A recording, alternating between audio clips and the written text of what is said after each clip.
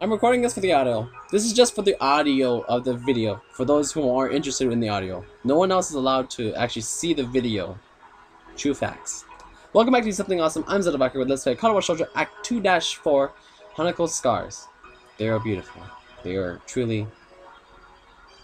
The reason why we all hide our scars is because we're afraid of people judging us. Whether they be mentally or physical. This is just another reason why we're all human. Her lips are open, just a little. She lets out a sharp breath, as, without thinking, I would breathlessly lean forward and press my lips to her. The kiss only lasts for a fleeting moment before our faces part, our breathing quick and nervous. The feeling of Haneko's mouth lingers, and her eyes remain locked to mine. Trembling a little myself, I remove my tie and begin undoing the buttons of my shirt. Hanako remains standing where she is, looking at the ground in front of her, rather than watching me undress. On the one hand, I'm thankful for that. I've always been somewhat self-conscious of my body, but my scarring has made that quite a lot worse. On the other, though, this atmosphere feels very strange. My shirt falls to the floor in a heap, as untidy and crumpled as Haneko's blouse and skirt. Haneko's entire body visibly flinches at the sound of the zipper of my trousers being pulled down. My trousers draw my shirt on Haneko's floor next to the bed, as do my socks in short measure. I hesitate before taking off my boxers and end up leaving them on. They represent one last hurdle, and I don't think I can quite overcome quite yet. Sheer embarrassment stops me, along with not wanting Hanako to get even more worked up. My unease about the situation has also left me needing my own stimulation. Hanako. She gives a nod without so much as glancing at me, and makes her way to the bed as I do. She walks as if her legs were wooden sticks. I find it amusing if I weren't doing exactly the same thing. I take the initiative, turning around and sitting on the side of the bed. I look to her face and invite her to take a seat, either next to me or in front of me. But end up awkwardly looking down to stop myself from staring at her body.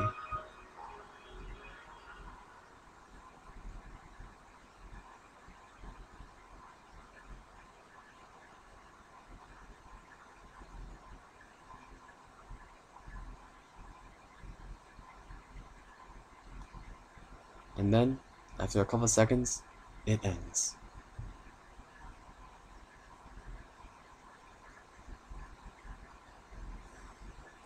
The sound of Haneko's breathing and my own rings in my ears, almost painfully loudly. Hanako holds her arm over her face, her mouth open and gulping in air.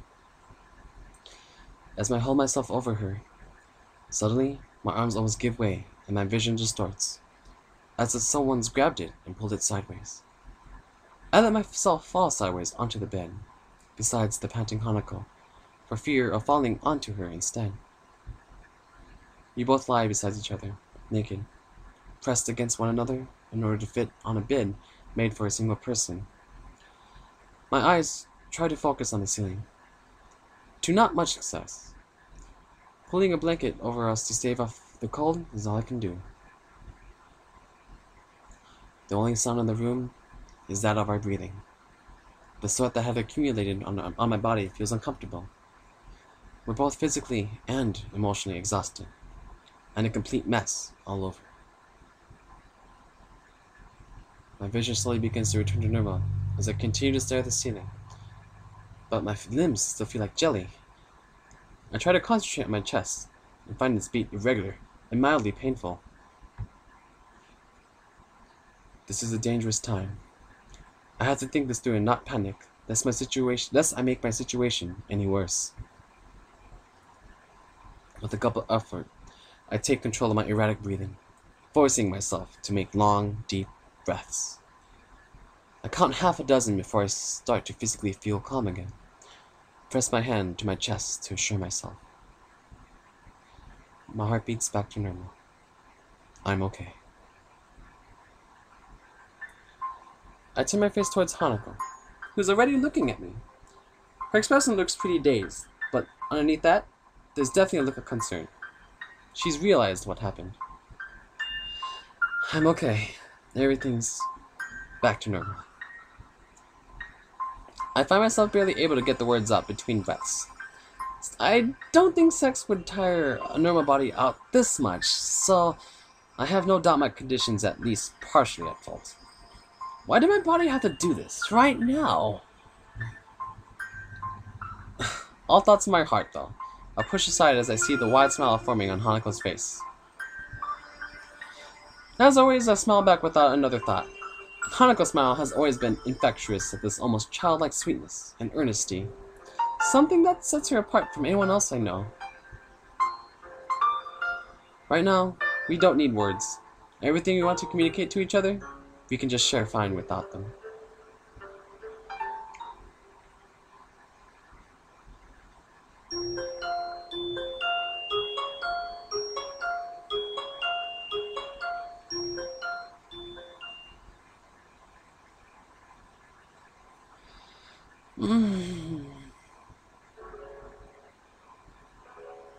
My eyes feel heavy as I slowly open, the light from outside making me blink a bit to let them get adjusted.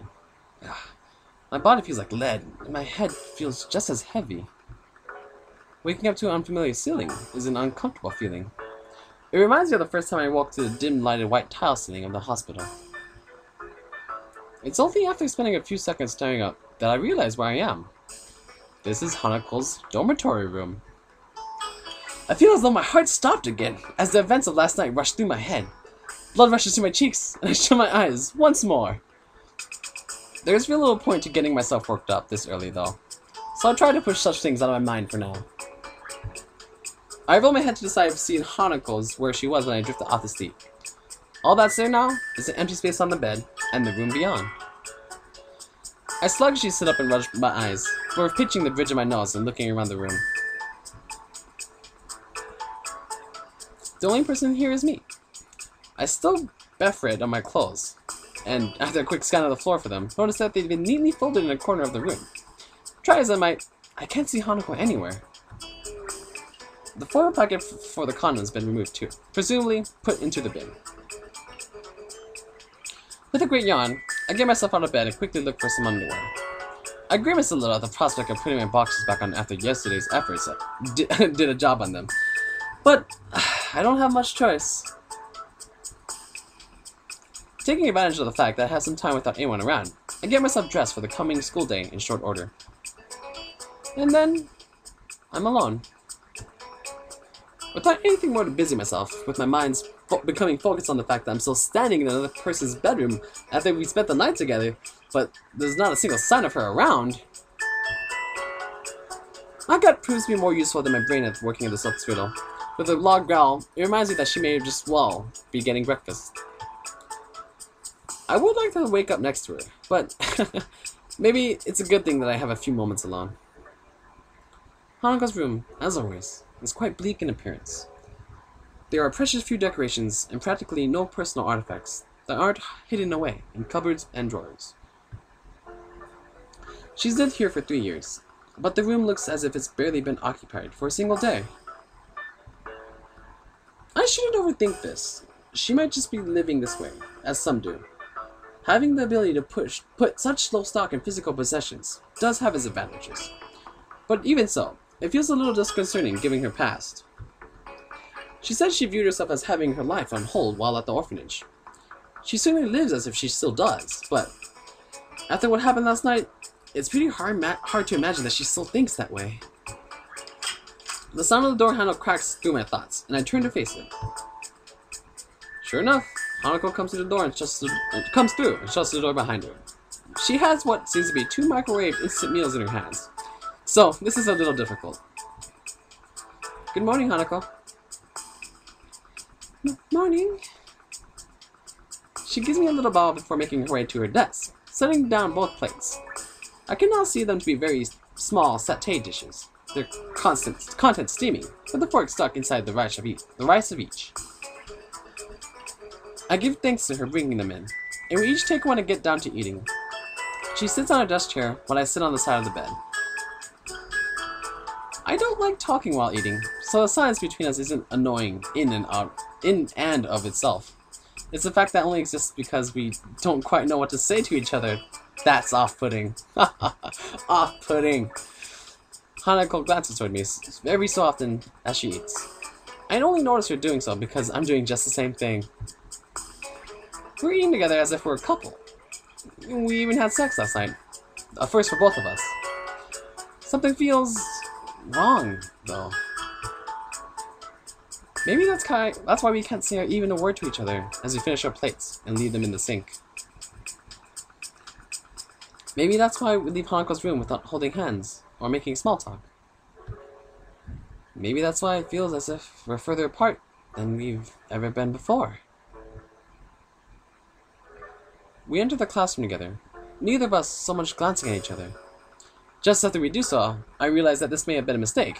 Shizune lifts her eyebrow in the sight, her suspicions raised. We reach the center aisle between the classroom desks and look at each other. I'm not quite sure what to say. What I should say.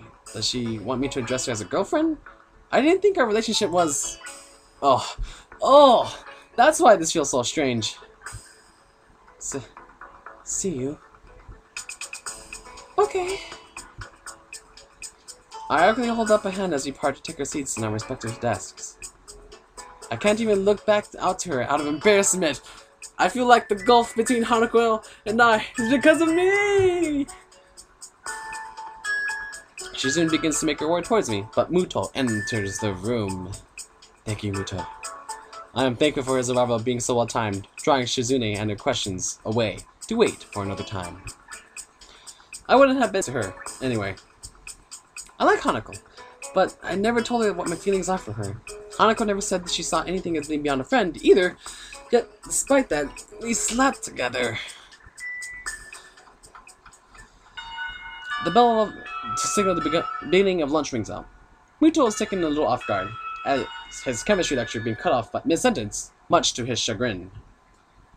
For the entirety of the class, his roundings has passed through one ear and out the other as my mind mulls over the question of Hanako. I can't get her out of my mind, and by now I managed to wind myself up about it. I realized that she never said yes to what we did. She didn't say no either, but would she have been able to? She's extremely submissive at the best of times, and no doubt it took her a gargantuan effort to show me her scarring. I decided to try and at least make conversation with her. That would be better than the monosyllabic communication that's been the most we've managed between each other so far today. I walk to her desk containing her chat, but she awkwardly blushes and looks down even before I come up to her. I take a breath to speak, but find myself lost for word. What in the world should I say to her? Hearing footsteps approaching, I turn to see Misha and Suzune already making their way towards us, no doubt with the intent of starting asking troublesome things. A couple of other classmates are looking at us and gossiping between themselves as they throw sidelong glances. They must have also noticed Hanako and I coming in together earlier. I open my mouth to reassure Hanako, but she preempts me. First strike. I'm gonna go do something. She gets out of a chair and dashes for the door. A couple of the books and pens that were on a desk were sent falling to the floor in her rush. Not many people seem to care about this event. A few look around to see what's all the fuss about, but then go back to what they were previously doing soon after. I'm left despairingly looking at the door that Hanako disappeared out of. The idea of running after her passes through my mind, but I'm fairly sure that Hanako can run faster than I can. Yep. And besides, what would I say to her once I caught up, anyway? Eventually, I simply crouched down and began picking up the items that had fallen to the ground from her desk. I feel low in every way, reduced to this as students pass by me on their way out of the room. I feel a tap on my shoulder. I look up and see Shizune and Misha looking at me. Curiosity at the situation written on their faces, mixed with a slightly apologetic look at the idea that they were particularly reasonable for what just happened. Shizune face. Hey-chan, if we can help at all. I just shake my head. This is a matter for them, and from Shizune's expression and the tone of Misha's voice, I think they know the same thing. Shizune acknowledges my response. and gives a solemn bow before making her way out of the room. Misha Shu follows her out, obediently following her role as Shizune's shadow. I pick myself up, books and pens in hand, and place them inside Hanako's desk. With the classroom now empty, I just end up leaning against her desk, thinking to myself in silence. I feel like there's a complete emotional disconnect between Hanako and I.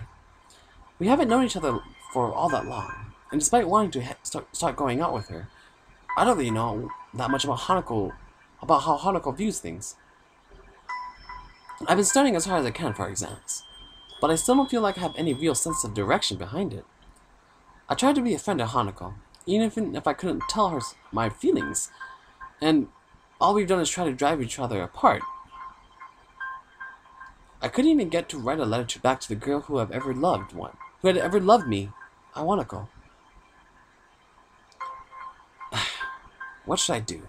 What can I do? I simply don't know the answer to either of those questions. I do know that nobody else can help me with them. Just going back to the way things were would be enough to make me happy. But I know that can never happen again. Something changed between us last night. Maybe it changed beforehand, and it just came to a head then. I know that there's a wall that Hanako has between me and her. I've been hitting that wall every time I've tried to interact with her on any level. But now I'm beginning to think that I have my own walls between us, just as much as she does. She had tried to practically drag my past out of me, and mine was less traumatic than hers. I want to say it's because I haven't had long to adjust since my heart attack, but I know full well that it would be just an excuse. The one time I can recall when it really felt like she was opening up to me on her own accord was when we were playing billiards on the city, and I was the one who stopped her from going further. I want to know Hanako better. I want to save our friendship, if not begin a real relationship with her.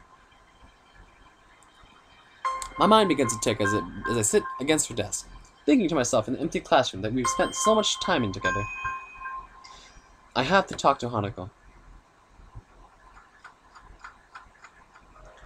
I pace around the park, feelings of anxiety rolling over me. Every so often, I reach into my pocket to take out my phone, but each and every time I hesitate and end up slipping it back in. If this were any normal situation, I wouldn't be cutting classes. Unfortunately, it isn't, and so I find myself in the town below the school at 2 in the afternoon. Ever since I met Hanako, I've been the one to initiate everything between us. The one that started conversations, went to her wherever she was, and just suggested what we do. Today, this once, I don't want to be the only one doing that. My hand to my dice in my pocket once more. This time, I quickly navigate to the texting menu before I have a chance to change my mind again. Hanako, if you want to talk, I'll be at the park in town for a while. Finding a last measure of doubt, I thumb in my message to Hanako and press the button to send it. And now, I wait. My part in this has been fulfilled. What needs to happen now is for Hanako to make the decision. It would be meaningless for me to drag her here, since she needs to decide for herself whether she wants to meet me. The apple juice from the vending machine tastes awfully bitter as I swirl it down. My grip on the can has caused it to dent slightly in the middle. I shouldn't be this tense, but it's probably inevitable. Hanako is dear to me. What happened the last couple of days has put a lot of pressure on both of us. The idea of losing all the progress we made and coming closer to one another, and losing our friendship as a whole, is deeply unsettling. But even then, I don't know really how close we are. We may have had sex, but before that, all I knew was to be friends. Maybe we are more than that, but if so, I never realized it. Maybe that's why I feel so uneasy right now. I don't understand Hanako, despite all the time we spent together. The minutes are ticking by, and I still have no idea whether she'll show up. Hey, HISAO? I pause for a moment, almost not believing that I'm hearing the voice I'm hearing. I drop the can and stand up with a start. Hanako. We look at each other for a few seconds, before Hanako becomes too embarrassed to maintain eye contact, and begins to nervously fiddle with the roughly cut lock of her hair covering the side of her face. When I went to see Hanako in her room by herself after her breakdown, I had no idea what to say. I was fine then. All either of us wanted was each other's presence. Now though, I feel like I need to talk to her directly. I want to break down this wall between us, before it forces us apart for good. Hanako, what we did last night, how should I interpret that? Hanako stops playing with her hair and looks at me, because I'm an idiot, and you don't really say that thing to a girl. Seriously. Her head casts slightly downwards. She looks ashamed, which is probably a good mirror of how I look now if I weren't so concerned. I thought you might eventually go away if I was only someone you needed to protect. I thought that if I let you do that, you might see me as someone more than that. Our first reaction is disbelief, but I did do it with her, after all. I had plenty of opportunities where I could have stopped things, stepped back, and questioned what we were doing. In the end, though, I didn't. A horrible feeling rises in the pit of my stomach. She'd offer herself to me because of what she thought I wanted, and now it feels like I took advantage of her. She may have been willing, only under false premises.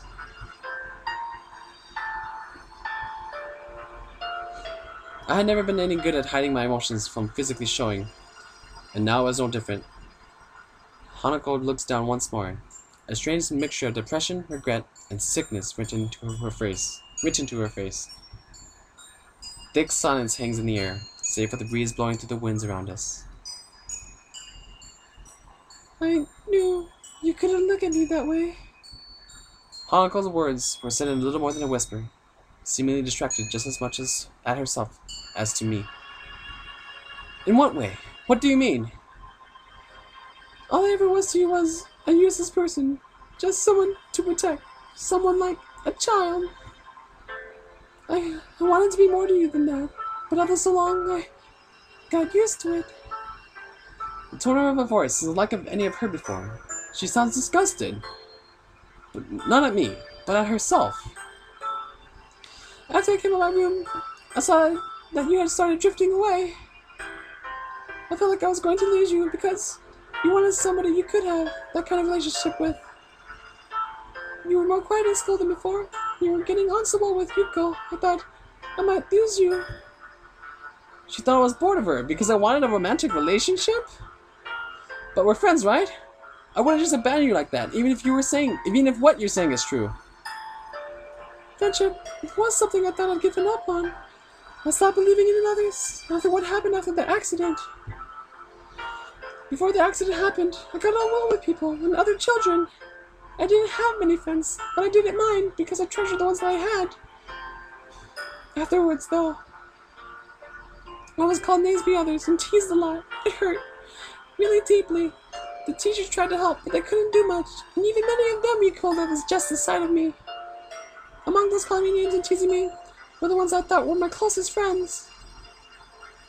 From then on, I believed that it didn't matter if nobody else acknowledged me. All in my existence ever did was make people troubled. After all, it was easier if I just didn't exist. But after meeting Lily, and then you, I tried, but I couldn't make myself think that way again. All that time, she didn't trust me. She thought, just like everyone else in her life had, that she was worthless. Someone to throw away once I had gotten bored of being with her. That hurts. That's the one kind of person I never ever wanted to be seen as. Because I know better than most just how horrible it feels to be thrown away by those I thought liked me. She cracked from the memories she's bringing up. I feel useless, completely unable to console her. In a strange way though, I'm almost thankful that she's allowing me to know this. The wall between us is going away, even if it hurts so badly to bring it down. Hanako, if you just told me. Was I wrong? Of course She wasn't. Hanako wasn't wrong. It's difficult to force myself to admit this, but I know I was trying to deny it is pointless. To me and Lily, she was someone we tried to protect. She had become to me what I'd become to my friends after my heart attack. A broken person. I liked her, possibly even loved her, but I never acted on that precisely because I thought she was so fragile. I mean, I don't look at you that way now. I got worried about you after what happened to you in class, and I thought I should try to protect you. When you locked yourself in your room, though, I got afraid. I thought you were rejecting me, and it forced me to think about different things. I wasn't rejecting you! She blurts out with an almost scared tone to her voice, taking me off guard. She quickly becomes embarrassed by her outbursts, before clenching her fist and working through what she wants to say in her mind. I wouldn't ever do that. Not to you. Even though I was scared, even though I tried to push you away, you still tried to get closer to me. I locked myself away because I was just a burden to you, to Lily, to everyone. Every birthday was the same. Everyone doing their best to pretend that I mattered. Everyone pretending everything was alright. For that one day of the year. I didn't want to exist, but they wouldn't let me. Even after meeting Lily, everything was the same. I was as useless as I'd always been, unable to do anything for her or for myself. I didn't want to be the same way to you. Lily and I are completely wrong. From what she said, everything we did for her, it would have made her only feel worse. Even what little I thought I had right about her was a complete misjudgment. After you locked up yourself in the room, I decided to try and work out my past as well, and sort out my future. I didn't know how to deal with the things I'd lost by coming to Yamaku, so I was trying to sort them out myself. I thought it would help us become better friends if I did that. Silence hangs in the air again. I try to keep looking at her, but I can't. I feel really low, and though I want to apologize, I don't know how I possibly could. I hear her take a deep breath, and only look back to her after hearing her drop to the ground. The sound of her crying breaks my heart. Oh, I know I'm responsible for this, and I know that I can't do anything to help her. If Hanako feels ashamed, then I feel all the more so. I rush to her, as tears continue to roll down her cheeks unabated, wrapping my arms around her. I don't care how I must look. I don't care about how I must look anymore. I just want to be close to her right now. I'm sorry, Hisa. I messed up everything. It's fine. Everything's fine. I'm the one that should be sorry. I was milling around behind your back. I never told you anything. I can feel my grip tightening around Hanako as my vision blurs. I can't be bothered trying to hold back now. I have to force my words out as the lump begins to stick in my throat. To tell you the truth, Hanako, I was scared. For the first time since my heart attacked, I was really scared. HISAO? I lost so much when I came to Yamaku. I was depending on you. I was depending on you more than I ever thought I did. Even now, I still have that hole inside me after losing my entire life and everyone I'd known. The thought of losing you as well. But I'm just useless. You're my friend, Hanako. No, you're more than that. I love you, Hanako. I love you so much that the thought of losing you frightened me so much. Well, this is bad. I'm really letting all of this out. I can't bring myself to look at her face right now. I'm sorry, HISAO. I can't help feeling a bit happy. For so long, that's what I wanted to hear. As the last of the floodgates breaks, the sound of her crying permeating the air as her body jerks against mine. We hold each other tightly, connected more closely than ever in our shared grief and our shared happiness. I don't know how things are going to be like after this. Right now, though, I don't care. There's no other person in the world I'd rather either of us could possibly share these memories and emotions with. Nobody.